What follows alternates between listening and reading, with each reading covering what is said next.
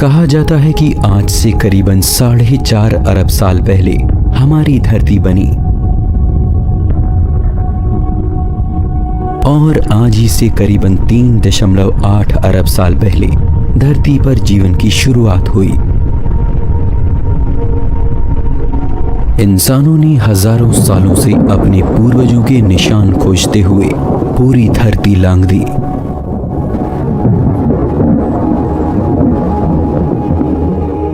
हम धरती पर आखिर कहां से आए, ये सवाल खुद से पूछते हुए इंसानों ने न सिर्फ आसमान की ओर देखा बल्कि धरती और समुद्र की गहरी थाह में अपने इतिहास को खोजा।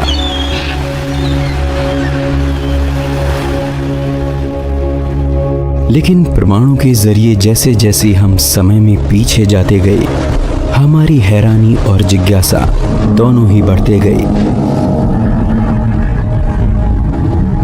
और एक वक्त में आकर हमें मालूम हुआ कि हमारे दूर के पूर्वज अरबों साल पहले धरती की सतह पर मौजूद पानी की गर्म और सुरक्षित पनाह में जन्मे होंगे। लेकिन क्या इस बात पर यकीन करना इतना आसान है?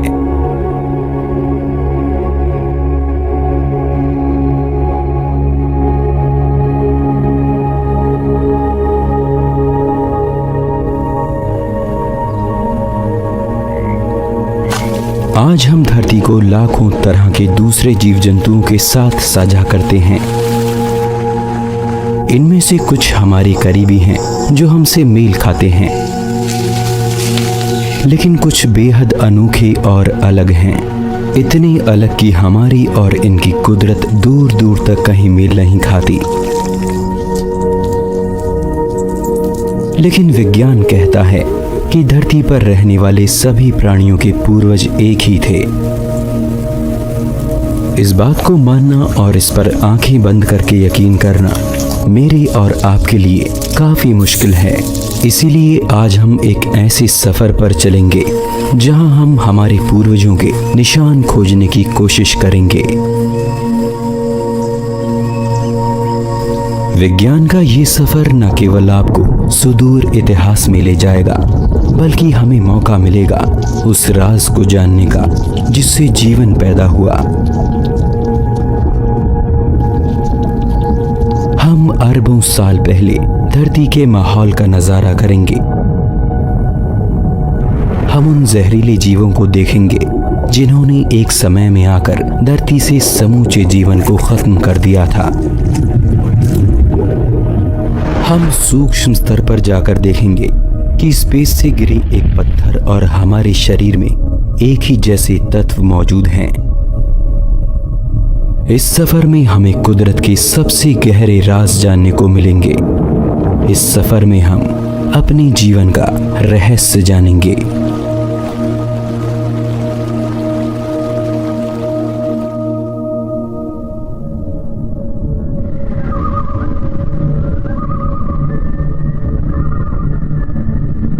हमारे सफर की शुरुआत होती है कुदरत के एक ऐसे नियम से जिसकी वजह से आज हम और आप यहाँ तक पहुँचे हैं। ये नियम बेहद कठोर और बेरहम है।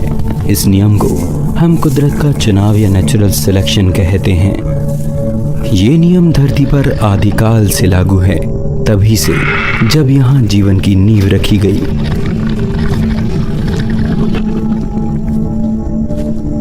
इस नियम के तहत धरती पर पैदा हुए सभी जीवों ने एक बड़ी लड़ाई लड़ी और जो उसके कहर से बच पाया उसे मौका मिला धरती की खूबसूरत कुदरत का आनंद उठाने का। डायनासोर्स के समय से भी पहले से जीवों में खुद को जिंदा रखने की जद्दोजहद जारी है। कमजोर जानवरों को खूंखार जानवरों ने खत्म किया और खूंखारों को कुदरत के कहर ने। पर इस सब में जो भी प्रजाति अपने आसपास के माहौल से तालमेल बिठाती रही, वही वक्त में खुद के वजूद को बचाने में सफल रही। ऐसा नहीं है कि कुदरत के साथ तालमेल बिठाने में केवल ज्यादा ताकत काम में आई, बल्कि जीवों की समझदारी और खुद को माहौल के मुताबिक ढाल लेने की कला ने ही कुछ खास प्रजातियों को धरती के उस कठोर माहौल में बचे रहने की ताकत दी। जीवों का आकार, उनकी बनावट, रंग और दूसरी खूबियां धरती पर उनके वजूद को बचाए रखने में सबसे अहम साबित हुई। इस बात को कछुए के अंडों से निकले ये नवजात बच्चे बड़ी आसानी से समझा सकते हैं। अभी अभी अंडों से बाहर निकले इन बच्चों को रेत पर चलकर शिकारियों से बचते हुए समुद्र की लहरों तक जाना है। अब इनमें से जो बच्चे कमज़ोर और सुस्त होंगे वो शिकारियों का शिकार बनेंगे, लेकिन जो बच्चे तेज़, फुर्तीले और ताकतवर होंगे वो ही समुद्र की लहरों को छू पाएंगे और फिर समुद्र के पानी में अपने जीवन की शुरुआत करेंगे।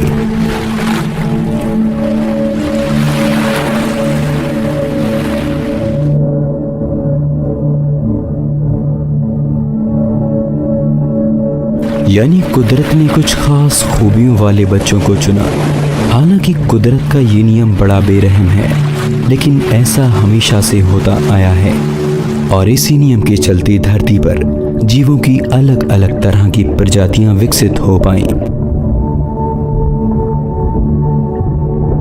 यूं तो धरती पर जीवन अरबों साल से मौजूद है, मोटे तौर पर कहा जाए तो करीबन 4 अरब साल से, लेकिन इसकी शुरुआत आखिर कहां पर हुई, ये सबसे अहम सवाल है। धरती पर सबसे बड़े हिस्से में पानी की हुकूमत कायम है। समुद्र का विशाल साम्राज्य पूरी धरती पर फैला है और इसी के अंदर अरबों साल पहले बहुत छोटे जीवों ने जन्म लिया। आज हम समुद्र में बसने वाले ढेरों ऐसे जीवों को जानते हैं जिनकी कुदरत अपने आप में हैरान करने वाली है। कांच की तरह पारदर्शी जेलीफिश से लेकर एक जहाज की जितनी बड़ी मछली तक, ये सभी समुद्र की दुनिया के अजूबे हैं। आप, मैं और धरती पर रह रहे सभी जीवों के दूर के पूर्वज कभी इसी पानी के अंदर जन्मे थे। धरती के सीने पर खड़ा विशाल समुद्र का भंडार कुदरत के लिए मानो एक लेबोरेटरी जैसा था, जिसके घोल में कुदरत ने जीवन को लेकर कई तरह के प्रयोग किए, जिससे बाद में आगे चलकर कॉम्प्लेक्स लाइफ का जन्म हुआ। इस बात पर यकीन करना मुश्किल होता है कि हमारे दूर के पूर्वजों ने कभी पानी से निकलकर धरती पर चलना शुरू किया होगा, और विज्ञान के पास ऐसा क्या सबूत है जो हमारे इतिहास की कड़ी को इन पानी में रहने वाले जीवों से जोड़ सके और ये साबित करे कि हमारे पूर्वज कभी इसी पानी में जन्मे थे।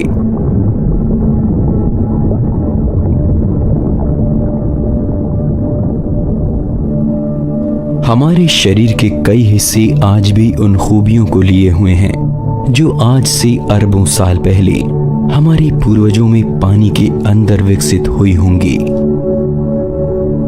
ये मैं और आप हैं। जी हाँ, अपनी माँ के गर्भ में इस समय हमारी उम्र केवल 24 दिन की है और इस स्टेज में हमारे सर के पास ये गिल्ड स्लिट्स मौजूद हैं, जिन्हें फेरिंगल पाउचेस भी कहते हैं। हैरानी की बात है कि मछली के अविकसित बच्चे में भी यही गिल्ड स्लिट्स पाए जाते हैं, जो आगे चलकर मछली के गलफड़ों में बदलते हैं, जबकि इंसानों में ये चेहरे, कान और जबड़ों का हिस्सा बनते हैं। इसी तरह से गर्भ में 5वें या 6ठे हफ्ते में आकर इंसानी बच्चे में एक पूंछ भी विकसित होती है, जो उस समय हमारी रीढ़ का हिस्सा होती है, लेकिन आगे की डेवलपमेंट में ये रीढ़ के निचले हिस्से में बदल जाती है। इसके अलावा फॉसिल्स की स्टडी, डीएनए और बाकी जानकारियों से हमें ये पता लगता है कि हम जिंदगी के उस पेड़ की एक छोटी सी शाख हैं, जिसमें जीवन कई करोड़ों अलग अलग रूपों और अलग दिशाओं में विकसित हुआ, लेकिन इस सब की शुरुआत उस पेड़ के एक नन्हे बीज से हुई। पर इन सब के बीच एक और जरूरी सवाल मन में पैदा होता है कि जीवन आखिर सबसे पहले पानी के अंदर ही क्यों जन्मा। आइए इसके लिए धरती के इतिहास की एक झलक देखते हैं।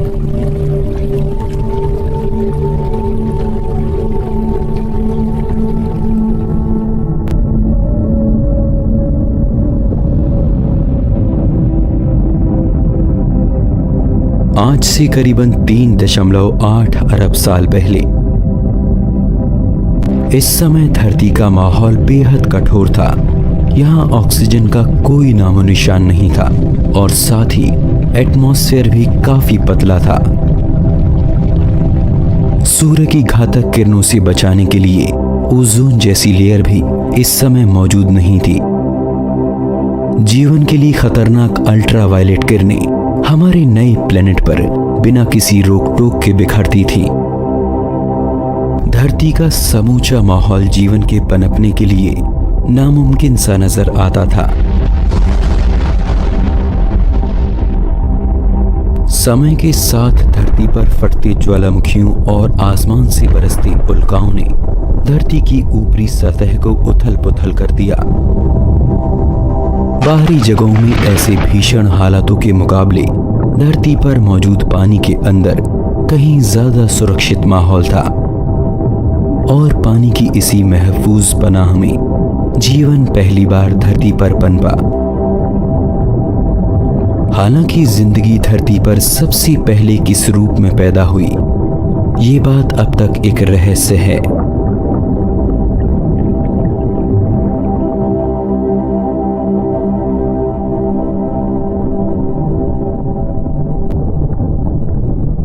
कहा जाता है कि उस वक्त भी एक साथ मिलकर जिंदगी को पैदा करने वाले छोटे छोटे मॉलिक्यूल्स पानी के अंदर मौजूद थे, जिनसे सिंगल सेल से बने जीव पैदा हुए होंगे। लेकिन धरती पर सबसे पहले पैदा हुए जीवन को समझना शायद इतना आसान नहीं है। इसे एक लाइन में समझाना नामुमकिन है। जीवन धरती पर कैसे आया, इसे ठीक से समझने के लिए हमें विज्ञान के दूसरे पहलुओं पर भी नजर डालनी होगी। कई सवालों पर गौर करना होगा, जैसे कि एक जिंदा प्राणी आखिर क्या है, कौन सी जरूरी खूबियां ये तय कर देती हैं कि कोई चीज जिंदा है या नहीं। क्योंकि धरती पर कई चीजें ऐसी हैं जिनकी खूबियां हमसे मिलती जुलती हैं, लेकिन वे फिर भी जिंदा नहीं हैं। जैसे कि बादल हमारी तरह एक से दूसरी जगह मूव कर सकते हैं, हमारी तरह अपने आकार को छोटा बड़ा भी कर सकते हैं, लेकिन हमें पता है कि बादल में अपनी कोई लाइफ नहीं है, यानी बादल हमारी तरह जीवित नहीं है। और ये सिंगल या डबल सेल लाइफ आखिर क्या है, इनमें ऐसा क्या मौजूद है जो इन्हें जिंदा प्राणी बना देता है।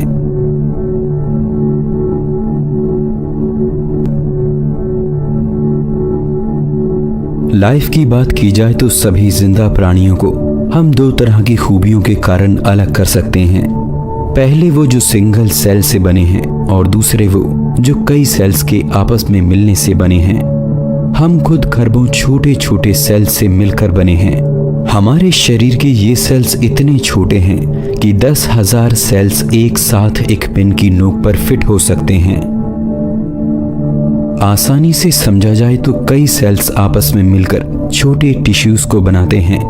टिश्यूज की परतें आपस में मिलकर हमारी बॉडी के किसी खास पार्ट को आकार देती हैं, जैसे कि दिल, फेफड़े, किडनी, स्किन।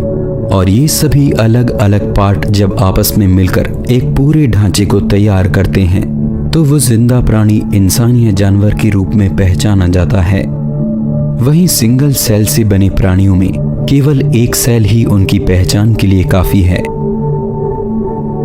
हालांकि ये सेल्स हमें बिना माइक्रोस्कोप के दिखाई नहीं दे सकते, लेकिन फिर भी ये अपने आप में जीवन का सबसे छोटा रूप है, यानी इन्हें हम लाइफ कह सकते हैं।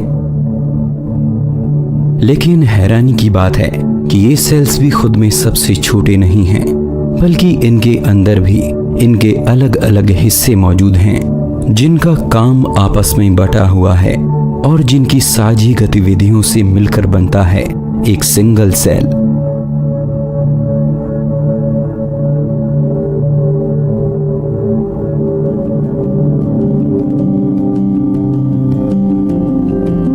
आइए अब ये जानते हैं कि कि इन सेल्स के अंदर ऐसी कौन सी चीजें हैं जो आपस में मिलकर एक लाइफ को जन्म देती हैं। उदाहरण के लिए हमारी बॉडी के एक सेल को ले लेते हैं। सबसे पहले आती है इसकी परत, जिसे हम सेल मेम्ब्रेन भी कहते हैं। ये सेल को बाहरी आवरण देती है, यानी कि एक झिल्ली का काम करती है। इसे हम सेल की स्किन भी कह सकते हैं। ये कोई आम झिल्ली नहीं है, बल्कि ये पोषक तत्वों को पहचान कर उन्हें अंदर जाने देती है, जबकि जिन तत्वों से इसे खतरा है उनके लिए रास्ते को ब्लॉक कर देती है। इसके अलावा ये सेल्स के अंदर से वेस्ट को भी बाहर जाने देती है। इसके बाद आता है सेल के अंदर भरा हुआ लिक्विड, जिसे हम साइटोप्लाज्म कहते हैं।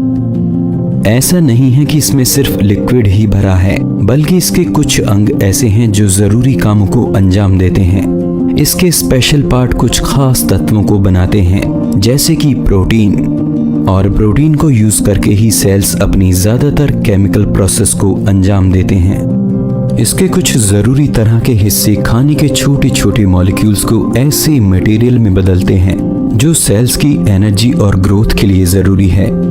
इनसे बनाए गए पोषक तत्व पूरे सेल में खास तरह की ट्यूब्स की मदद से ट्रांसफर किए जाते हैं। यानी हमारे शरीर में मौजूद सेल्स के अंदर अपना एक सिस्टम है जो हमारे द्वारा खाए गए खाने से जरूरी चीजों को लेकर लगातार ग्रोथ करते रहते हैं। और आखिर में आता है न्यूक्लियस, जिसे हम सेल का ब्रेन भी कह सकते हैं। सेल के बीचों बीच मौजूद ये न्यूक्लियस सेल के कंट्रोल सेंटर की तरह काम करता है। ये सेल की ग्रोथ की देखभाल करता है। साथ ही इसका काम ये भी देखना है कि सेल डिवाइड होकर अपने जैसे दूसरे सेल्स को भी जन्म दे। यानी कि सेल्स अपने आप में इन हिस्सों के बिना जीवित नहीं रह सकता। खुद को जिंदा रखने के लिए जरूरी चीजों को सेल अपने इन हिस्सों के जरिए बनाता है, और ये सभी अलग अलग हिस्से मिलकर एक सेल को बनाते हैं। अब यहाँ समझने वाली बात यह है कि सेल जो जिंदगी का सबसे छोटा रूप है, यानी जिसे विज्ञान जिंदा मानता है, वो भी अपने अंदर ऐसे जरूरी हिस्सों को लिए हुए है जो इसके लिए काम करते हैं। अब सवाल ये आता है कि क्या सेल को छोड़कर उनके अंदर मौजूद अलग अलग हिस्से खुद में जीवित हैं? क्या अगर हम एक सेल के अंदर से न्यूक्लियस को बाहर कर दें तो क्या वो अपने आप में जिंदा रह पाएगा? क्या न्यूक्लियस, मेम्ब्रेन या साइटोप्लाज्म खुद कोई बिसात नहीं रखते? क्या ये अकेले अपने आप में जिंदा हैं? तो इसका जवाब है नहीं। सेल के ये हिस्से बेशक मिलकर पूरे सेल को बनाते हैं। सेल अपने आप में इन सब के साथ जिंदा कहा जा सकता है, लेकिन अकेले इन हिस्सों की अपनी कोई जिंदगी नहीं है। ये साथ मिलकर ही एक लाइफ के रूप में पहचाने जाते हैं। लेकिन ये सब बातें मैं आपसे क्यों कर रहा हूँ? इसका जवाब आपको जरूर मिलेगा, क्योंकि साइंटिफिक तौर पर जिंदगी अपने आप में क्या है ये जानना हमारे लिए जरूरी है। तभी हम इसके गहरे रहस्यों से पर्दा उठा पाएंगे। लेकिन आइए अब हम इन छोटे सेल्स के पार्ट को और गहराई में जाकर देखते हैं। आपको जानकर हैरानी होगी कि सेल्स के ये सभी हिस्से अपने आप में आखिरी सबसे छोटी यूनिट नहीं है, बल्कि ये इनसे भी छोटे मैक्रोमोलिक्यूल्स से मिलकर बने हैं। सेल के अंदर के न्यूक्लियस, साइटोप्लाज्म और बाकी दूसरे हिस्से कुदरत में पाए जाने वाले दूसरे तत्वों से बने हैं, जैसे कि कार्बोहाइड्रेट्स, प्रोटीन, लिपिड्स और न्यूक्लिक एसिड। तो क्या ये मैक्रोमोलिक्यूल ही सबसे छोटी यूनिट हैं? जी नहीं, इनका निर्माण भी साइज में इनसे कई गुना छोटे कणों से हुआ है। उदाहरण के लिए प्रोटीन को ले लेते हैं। प्रोटीन हमारे सेल की ग्रोथ के लिए सबसे जरूरी तत्व है, लेकिन ये आखिर बना किससे है? प्रोटीन को तोड़ने पर हमें सैकड़ों या हजारों की संख्या में अमीनो एसिड्स मिलते हैं। ये अमीनो एसिड्स आपस में एक खास पैटर्न में जुड़कर किसी खास तरह के प्रोटीन को बनाते हैं। हैरानी की बात है कि 20 तरह के अमीनो एसिड्स आपस में मिलकर हजारों तरह की अलग अलग शेप में जुड़कर एक दूसरे से बिल्कुल अलग तरह के प्रोटीन का निर्माण करते हैं। तो क्या ये अमीनो एसिड्स हमारे शरीर की सबसे छोटी यूनिट हैं? जी नहीं। सभी तरह के मैक्रोमोलिक्यूल्स साइज में इनसे भी छोटी यूनिट से मिलकर बने हैं। जी हाँ, आपने एटम्स के बारे में जरूर सुना होगा। एटम्स और इसके पार्ट न्यूट्रॉन, इलेक्ट्रॉन और प्रोटॉन, इन्हीं अलग अलग तरह के एटम्स के मिलने से हमारे शरीर को बनाने वाले ये मैक्रो मॉलिक्यूल बने हैं। आइए इस चेन को एक सीधी लाइन में आसानी से समझते हैं। किसी भी जिंदा प्राणी का शरीर अलग अलग हिस्सों के मिलने से बना है, जैसे कि दिल, दिमाग, फेफड़े वगैरह वगैरह। ये सभी अंग टिश्यूज की परतों से मिलकर बने हैं। ये टिश्यूज बने हैं छोटी छोटी सेल्स के मिलने से। इन सेल्स का निर्माण होता है प्रोटीन जैसे एलिमेंट से। प्रोटीन बना है अमीनो एसिड्स जैसे मैक्रोमोलेक्यूल्स से, और मैक्रोमोलेक्यूल्स बने हैं अलग अलग तरह के एटम्स के एक साथ जुड़ने से।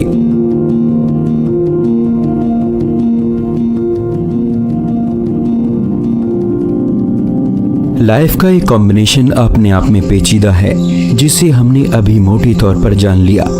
इस मुश्किल कड़ी को सुलझाने से ये तो पता लग जाता है कि जिंदगी आखिर किन छोटे कणों से मिलकर बनी है।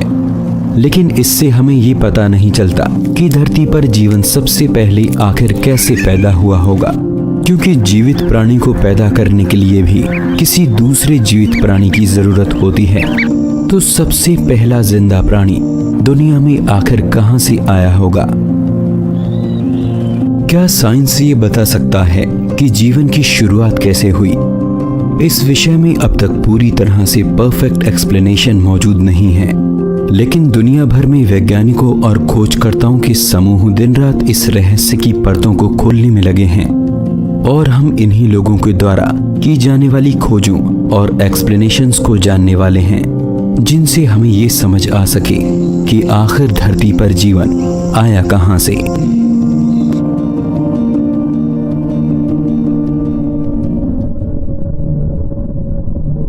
डार्विन की थ्योरी के हिसाब से जिंदगी का ये रूप अरबों साल पहले एक बेहद सिंपल सी फॉर्म में जन्मे किसी जीव से शुरू होकर धीरे धीरे समय के साथ जटिल होता गया।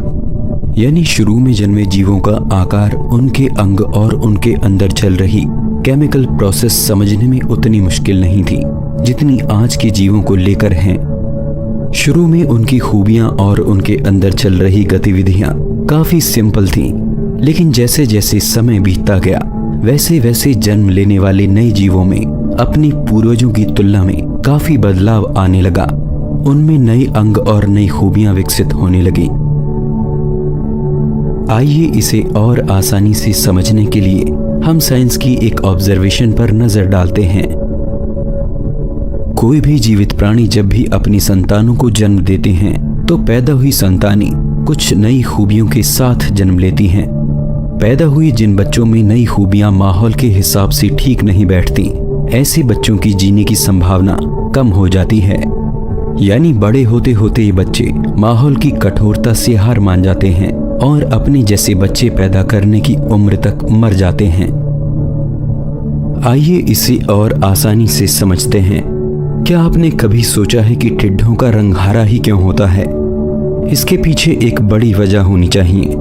चलिए उदाहरण के लिए मान लेते हैं कि शुरू में कभी टिड्डों की प्रजातियां एक से ज्यादा रंग की रही होंगी, लेकिन पेड़ पौधों के बीच रहने वाले इन टिड्डों में ऐसे टिड्डों को शिकारियों से बचने में मदद मिली जिनका रंग हरा था। हरे रंग के होने के कारण ये पेड़ पौधों के बीच शिकारियों को जल्दी से नजर नहीं आते थे और दूसरे टिड्डों के मुकाबले ये ज्यादा सुरक्षित रहते। समय के साथ दूसरे रंग के टिड्डों का शिकार तेजी से हुआ और बचे रह गए हरे रंग के टिड्डे। आगे चलकर हरे रंग के टिड्डों ने अपनी संतानों को जन्म दिया, जो पीढ़ी दर पीढ़ी खुद को और सुरक्षित बनाने के लिए अपने अंदर बदलाव करते चले गए। यहाँ गौर करने वाली बात यह है कि ऐसे बच्चे जो अपनी कमियों की वजह से माहौल से तालमेल बिठाने में सफल नहीं रहे, उनकी संख्या कम होती गई और वो सामान्य पैदा हुए बच्चों के मुकाबले अपनी तादाद बढ़ाने में पिछड़ गए, जिसका नतीजा हुआ कि माहौल से तालमेल बिठाने वाली खूबियों को लेकर पैदा होने वाली प्रजाति ज्यादा संख्या में पनपती चली गईं। इन जीवों की खूबियां आगे चलकर इतनी बदल गईं कि इन्होंने एक नई प्रजाति के रूप में खुद को विकसित कर लिया और इन्हें इनके पूर्वजों से पहचानना मुश्किल होता गया।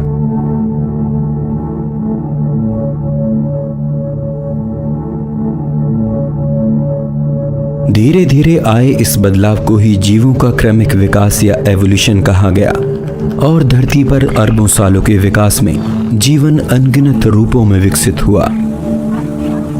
धरती पर पाए गए जीवाश्मों के रिकॉर्ड इसकी प्रामाणिकता को और भी पक्का कर देते हैं। फॉसिल्स की स्टडी की मदद से जैसे जैसे हम वक्त में पीछे जाते हैं, जीवों की कुदरत समझने में आसान होती जाती है और इसी के आधार पर वैज्ञानिकों ने ये नतीजा निकाला कि आज से करीबन 3.5 अरब साल पहले लाइफ बहुत ही सिंपल से सेल के रूप में जन्मी होगी। लेकिन अब भी ये सवाल सामने आता है कि सबसे शुरू में पैदा हुआ वो सिंपल सा सेल भी कहां से आया होगा, क्योंकि आज हमारे सामने मौजूद सिंपल से बैक्टीरिया की कुदरत भी इतनी मुश्किल है कि उसका एक स्टेप में पनप जाना नामुमकिन है। यानी लाइफ के इतने सिंपल रूप को भी विकसित होने में कई पीढ़ियों का समय लगेगा। तो सबसे पहले पैदा होने वाले वो छोटे और सिंपल से सेल दुनिया में कहां से आ गए? इस बात का एक लॉजिक ये है कि सबसे पहले पैदा होने वाले ऐसे जीव जो खुद के जैसे जीवों को जन्म दे सकते होंगे, उनका जन्म एवोल्यूशन से नहीं हुआ होगा, क्योंकि इसका कारण आप जानते हैं, जीवों में एवोल्यूशन होने के लिए उनका प्रजनन करना जरूरी है। अगर वो अपनी नस्ल को पीढ़ी दर पीढ़ी आगे नहीं बढ़ाएंगे तो उनमें एवोल्यूशन होगा ही नहीं। इसलिए धरती पर पैदा होने वाला सबसे पहला जीवन आखिर किस रूप में जन्मा था, इस बात को समझने के दूसरे तरीके हमें देखने होंगे। एक आइडिया जिसके बेस पर वैज्ञानिक लाइफ को लेकर नई खोजें कर रहे हैं और जीवन के रहस्य को सुलझाने में कुछ हद तक कामयाब हो पाए हैं। ये आइडिया कहता है कि लाइफ यानी जीवन का जन्म केमिस्ट्री से हुआ। दुनिया में हर चीज बहुत ही छोटे छोटे कणों से मिलकर बनी है, यहाँ तक कि हवा और रोशनी भी। जिस रोशनी को हम देख रहे हैं वो इतने छोटे कणों के आपस में मिलने से बनी है जिन्हें हम अपनी आंखों से नहीं देख सकते। यही छोटे कण आपस में मिलकर अपने से बड़े कणों यानी मॉलिक्यूल्स को बनाते हैं और यही मॉलिक्यूल्स फिर आपस में मिलकर किसी बड़े स्ट्रक्चर या जीव को आकार देते हैं। पूरी दुनिया बल्कि पूरा यूनिवर्स इसी तरह के छोटे छोटे कणों के आपस में मिलने से बना है और इनके इसी बिहेव को स्टडी करना ही केमिस्ट्री का अध्ययन है। लेकिन यहाँ हम केमिस्ट्री के उस हिस्से की बात करेंगे जो ये कहता है कि इन्हीं छोटे कणों के आपस में मिलने से अचानक लाइफ का जन्म होता है।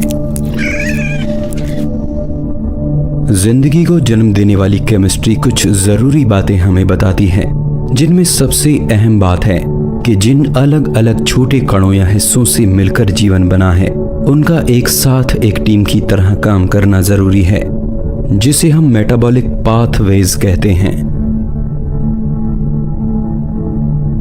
जैसा कि हमने पहले भी जाना था कि सेल के अलग अलग हिस्से एक साथ मिलकर सेल की ग्रोथ के लिए काम करते हैं। यहाँ तक कि एक आम से दिखने वाले पौधे के सेल में भी ऐसी ढेर सारी प्रोसेस चल रही होती हैं, जिनमें अलग अलग हिस्सों को एक साथ सेल की ग्रोथ के लिए काम करना, अलग अलग प्रोसेस से खाने के मॉलिक्यूल्स को तोड़कर उन्हें एनर्जी में बदलना, ये कुछ ऐसे काम हैं जो मेटाबॉलिज्म का हिस्सा हैं। और जीवन की केमिस्ट्री में सबसे अहम चीज यही है, बिना मेटाबॉलिज्म के लाइफ नहीं हो सकती। सेल की ग्रोथ और उसके लिए जरूरी एनर्जी पैदा करने का सारा सिस्टम मेटाबॉलिज्म कहलाता है और बिना मेटाबॉलिज्म के जीवन का लगातार बने रहना नामुमकिन है। लाइफ की केमिस्ट्री एक और जरूरी बात हमें बताती है कि जिंदा सेल्स कुछ खास तरह के मॉलिक्यूल्स से मिलकर बने हैं।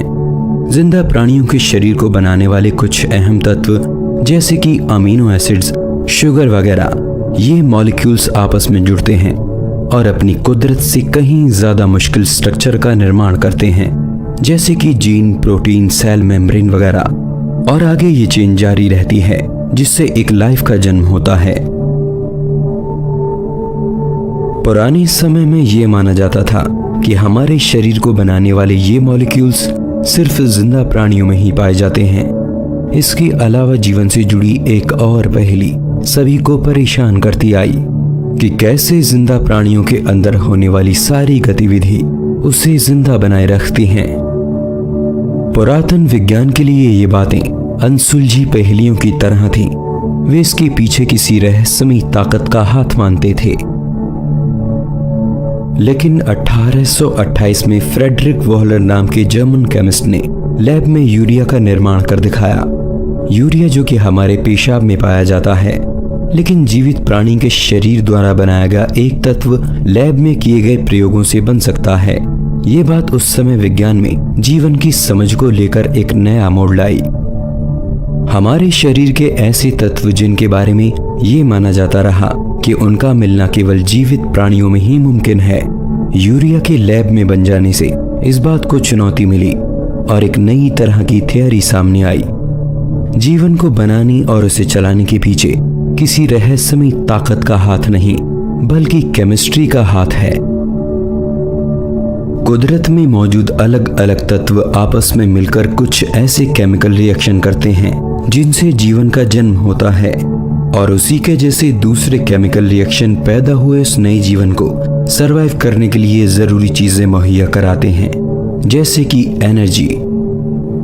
आधुनिक जगत में लैब में कई तरह के मॉलिक्यूल्स और सेल्स की एक्टिविटी को बना लिया गया है, जिसने जीवन से जुड़े उस रहस्यमयी ताकत के कॉन्सेप्ट को लगभग खत्म कर दिया है और सबको सुझाया है कि कुदरत में पाए जाने वाले बेजान तत्वों के आपस में मिलने से एक जीवित प्राणी का जन्म हो सकता है। खोजकर्ताओं ने हाल ही में जीवन के लिए कुछ ऐसे ही जरूरी तत्वों को मीटेरॉइड्स के अंदर भी खोज निकाला है, जैसे कि अमीनो एसिड और शुगर। चट्टानों के जो छोटे टुकड़े पत्थर के रूप में स्पेस से आकर धरती पर गिरे, उनके अंदर जीवन के लिए जरूरी तत्वों का पाया जाना इस बात का सबूत है कि ऐसे खास तत्व पूरे ब्रह्मांड में हमें कहीं भी मिल सकते हैं, और शायद ये अरबों साल पहले भी धरती पर मौजूद थे। हैरानी की बात है कि कुदरत कैसे कुछ बेजान तत्वों से जो खुद में जिंदा नहीं होते को आपस में मिलाकर एक जिंदा प्राणी को पैदा कर देती है।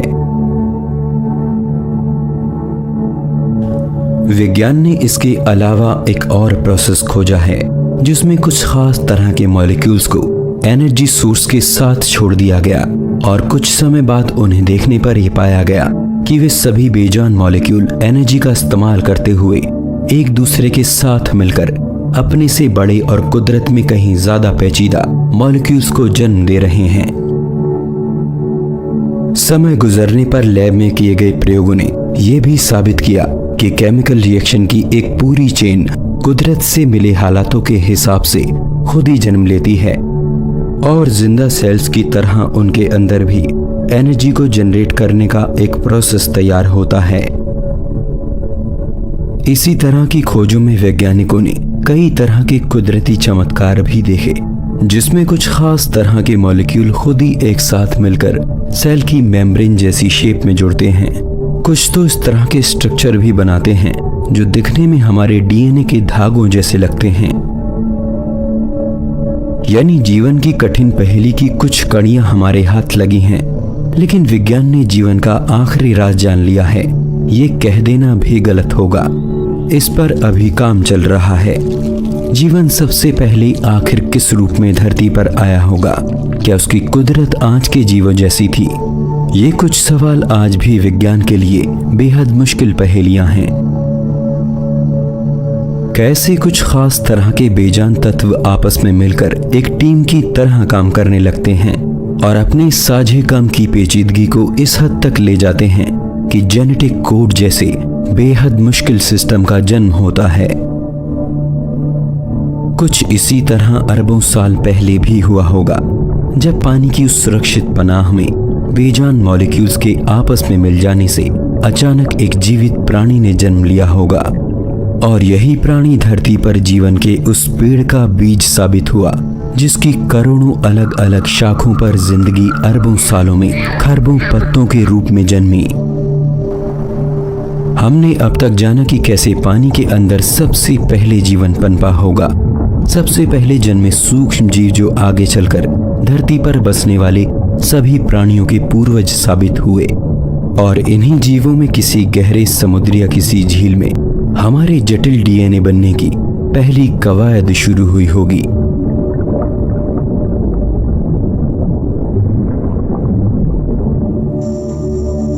हमने समझा कि सबसे पहले धरती पर जीवन की शुरुआत कैसे हुई। आइए अब आगे बढ़ते हैं। वैसे तो जीवन कई अलग अलग रूपों में धरती पर जन्मा होगा, लेकिन एक खास तरह के जीवों ने धरती की कुदरत पलट देने का कारनामा कर दिखाया और धरती को हमेशा के लिए बदल कर रख दिया। वेस्टर्न ऑस्ट्रेलिया के तटों पर मौजूद सूक्ष्म जीवों के एक जगह जमा होने से बनी ये पत्थर जैसी संरचना अपने आप में सबसे पुरानी और अनोखी है। इन्हें स्ट्रोमेटोलाइट्स कहा जाता है। ये साइनोबैक्टीरिया नाम के बेहद सूक्ष्म जीवों का घर है। ये बैक्टीरिया एक चिपचिपे पदार्थ को रिलीज करता है, जिस पर रेत और तलछट चिपककर एक पत्थर जैसी संरचना का रूप ले लेते हैं। पानी में मौजूद ये पत्थर अरबों साल पुराने भी हो सकते हैं, क्योंकि स्ट्रोमेटोलाइट्स धरती पर जीवन के सबसे पहले बने रूपों में से एक हैं।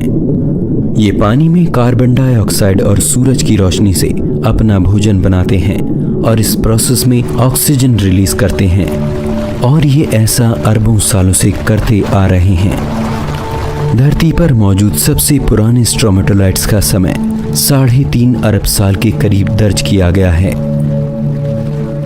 लेकिन शांत से दिखने वाले इन पत्थरों ने कभी धरती पर मौजूद लगभग सारे जीवन को विलुप्त कर दिया था। इनके समूह ने धरती के एटमॉस्फेयर में एक ऐसी जहरीली गैस छोड़ी थी जिससे उस वक्त मौजूद ज्यादातर प्राणियों का जीवन खत्म हो गया, और वो जहरीली गैस थी ऑक्सीजन। जी हाँ, आपको सुनकर हैरानी होगी, लेकिन ये बात सच है। धरती के एटमॉस्फेयर में करीबन 3 अरब साल पहले तक ऑक्सीजन का लेवल आज के जितना नहीं था। आज जितनी ऑक्सीजन एटमॉस्फेयर में है, उससे काफी कम ऑक्सीजन उस वक्त मौजूद थी, और धरती पर बसने वाले प्राणियों की कुदरत आज के प्राणियों से कुछ अलग थी। वे सभी ऑक्सीजन पर नहीं पलते थे। ऐसा नहीं है कि उस वक्त स्ट्रोमेटोलाइट्स ऑक्सीजन नहीं बना रहे थे, लेकिन उस वक्त तक धरती पर लोहे यानी आयन की मात्रा काफी ज्यादा थी, जिससे मुक्त हुई ऑक्सीजन का ज्यादातर हिस्सा आयन के साथ मिलकर आयन ऑक्साइड यानी लोहे की जंग में बदल रहा था। लेकिन जैसे जैसे समय के साथ लोहे की मात्रा कम होने लगी, ऑक्सीजन का बड़ा हिस्सा एटमॉस्फेयर में प्रवेश करने लगा और धरती पर ऑक्सीजन की मात्रा बढ़ने लगी, जिससे एक ग्लोबल क्राइसिस पैदा हो गया, और उस वक्त के ज्यादातर जीवों के लिए ऑक्सीजन जहरीली साबित हुई। तब धरती पर जीवन मानो खत्म सा हो गया था। लेकिन किसी भी चीज को पूरी तरह से खत्म करना नामुमकिन होता है, और तब भी वैसा ही हुआ। धरती पर कुछ अनोखे जीव ऐसे बच गए जो ऑक्सीजन की मौजूदगी में सरवाइव कर गए, और तभी से जीवन की एक ऐसी शाख पैदा हुई जिसका आधार ऑक्सीजन बनी। धरती पर ऐसे जीवों का जन्म हुआ जो ऑक्सीजन पर जिंदा रहते हैं।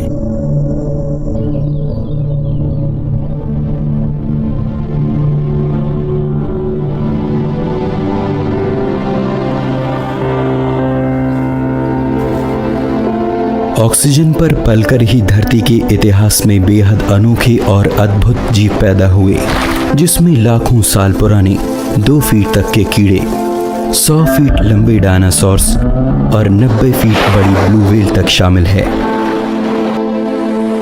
अरबों साल पहले आए एक बदलाव ने धरती की कुदरत को बदल कर रख दिया, और धरती पर जीवन एक नए सिरे से पनपा। जीवन की जो कहानी आज हमने सुनी, वो हमारे सफर का एक बेहद छोटा हिस्सा थी। हमसे लगातार सवाल पूछते हमारे जिज्ञासु दिमाग में अभी कई प्रश्न और हैं, जिनके नए सफर हमें आगे भी तय करने हैं। सोचिए कैसा होता अगर धरती पर ऑक्सीजन की जगह किसी दूसरी गैस पर जीवन पल रहा होता। क्या वो जीव हमारे जैसे होते? और यदि जीवन बेजान चीजों के मिलने से बना है, तो ब्रह्मांड के दूसरे कोनों में वो किस रूप में होगा